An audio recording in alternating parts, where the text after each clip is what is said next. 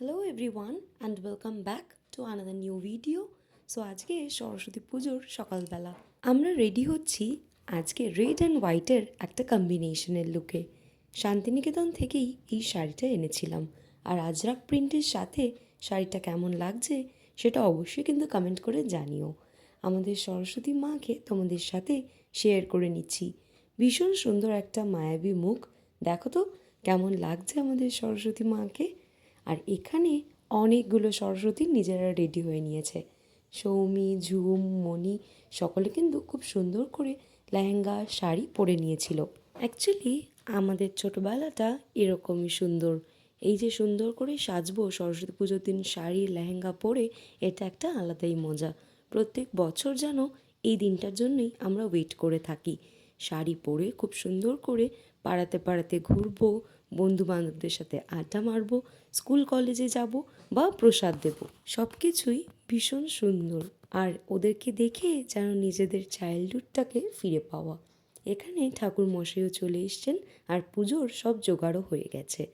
আমাদের কেমন লাগছে সেটা অবশ্যই জানিও। তাছাড়া ফেসবুকেও আমাদের ফটোশ্যুটের কিছু ছবি আমি আপলোড করেছি, সেটাও দেখে জানিও কেমন হয়েছে।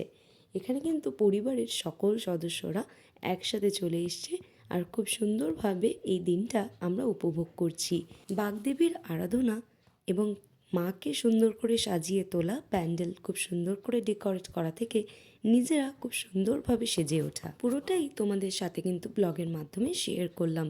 এখানে পাড়ার যত বাচ্চারা ছিল তারাও কিন্তু চলে এসেছিল, কারণ এক্ষুনি পুজোর শেষে শুরু হবে পুষ্পাঞ্জলি। তোমাদের এই ব্লগটা কেমন লাগছে সেটা অবশ্যই জানিও। তাছাড়া তোমরা কীভাবে নিজেদের সরস্বতী পুজো কাটালে সেইটাও কিন্তু কমেন্ট বক্সে লিখে জানাতে ভুলো না।